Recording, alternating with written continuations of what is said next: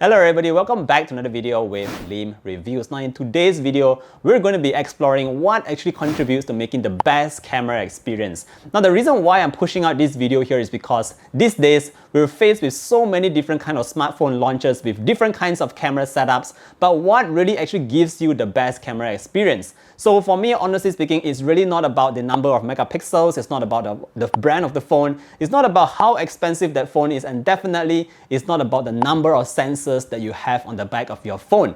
Well, for me, honestly speaking, it's really a combination of hardware and software. It's about being able to take the right angles and all that. And last but not least, skills is very important as well. You can have a potato, but if you have the skills and all that, you'll be able to take pretty sick shots. So in today's video here, I have three very interesting devices. I do have the Redmi 10, I also have the Samsung A52s 5G, and last but not least, I have the Vivo X70. Now these devices here are all capable of taking pretty interesting shots, but they're all stronger in certain areas. So we're going to be exploring that, and of course today I also have one of my guests here with me. His name is Eric, and he is actually a professional photographer, and he will be giving us a few tips on how to take the best picture from our smartphones. So with that said, let us begin with the video right away.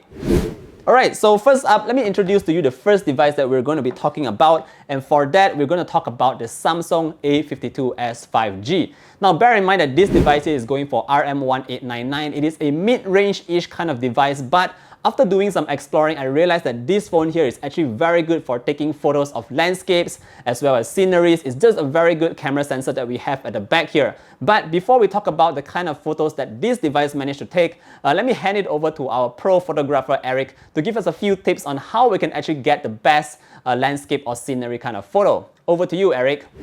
To get a better landscape photo, first, turn on the grid on your camera app. Use the grid to have a better position of your object. A small tip is use the rule of third to place your object either left or right to have a better perspective.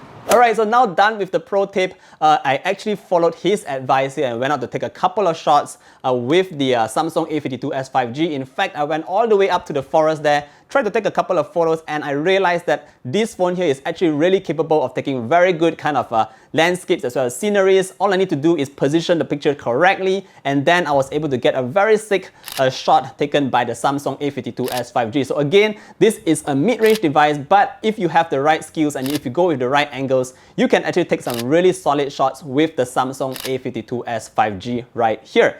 Now, moving on to the next device, let's check out what we have in store, and that is actually going to be the Vivo X70. Now, this device here is slightly more expensive than the Samsung A52s earlier on. This is going for RM2499. Bear in mind, it's still not a super expensive phone, but we do get a very strong camera at the back here, and what I mean by that is that Vivo is actually working with Zeiss to have that perfect combination between hardware and software like I mentioned earlier on. So with those combined, you are actually able to get really good portrait shots using this phone. Before I show you the photos taken, let us hear from our pro photographer Eric to talk a little bit about the tips on taking the best portrait shot. So in my opinion, to get a good portrait shot with your phone, first and most important thing is lighting. Make sure you have good lightings and enough lighting in your environment or your studio. Second, make sure that there is a distance between your object and your background to create that depth of field so that your portrait shot will have a better bokeh or portrait effects. Alright, now thanks for that, Eric. Again, I did follow Eric's points here to actually try and get a couple of portraits using the Vivo X70 here. And these are the kind of photos that you can get using the Vivo X70 as what Eric mentioned earlier on. And together with the Zeiss software that we have in here, I was able to take some really good portrait shots. In fact, these pictures look like they were taken from a camera. If you like to take portraits or you like to take pictures of people, then the Vivo X70 here is actually a great choice for you. You have the Zeiss lens on this phone itself, and of course the Zeiss filters that actually makes those portraits look like they were taken from a camera. Now, last but not least, we have our final device here, and that is going to be the Redmi 10. Now, you might be wondering, how are we going to get some really awesome shots from a budget phone like this? This device here is only RM649, definitely very affordable, and almost everyone can buy it. So what's so special about this phone? Well, honestly speaking, in my opinion, it doesn't just boil down to the sensor itself. If you have great skills to take with good angles and all that, and you do a little bit of post-editing, you actually are able to get photos that might stand out, and it will make it look like it was taken by a more expensive device. So Again, we're going to head back to Eric for one last time to share with us on the pro tip on how to get a better photos after doing some post-editing processing. Over to you, Eric.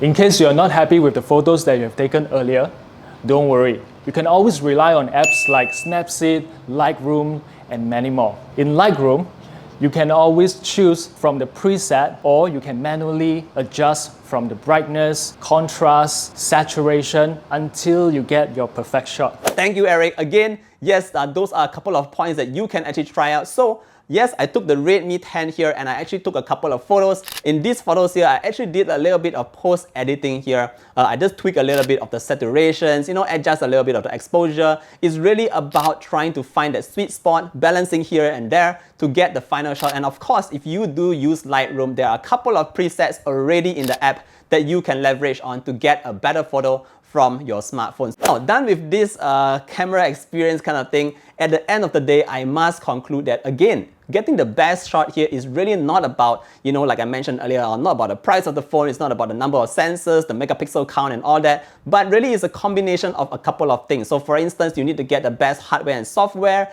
It's always good to have the best angle, understanding the strengths of your camera phone, and of course, just using a little bit of the tips shared by Eric earlier on to try and position to get that perfect shot. The Maxis Biggest Sale is happening right now and you can get all the devices that I just showed earlier for just RM1. So that is practically free. Now, Maxis is not just limited to just smartphones. They also have a ton of other devices like tablets, TVs and all that. So for the full list of devices that you can get from Maxis from just RM1, do check out the link down below there for the full information. Again, if you are already planning to get a new device, you should definitely leverage on this offer to get the best device for yourself. Alright guys, that's it for today's video. I hope you did enjoy today's video and I look forward to seeing you guys in the next one. Stay safe everybody. Bye!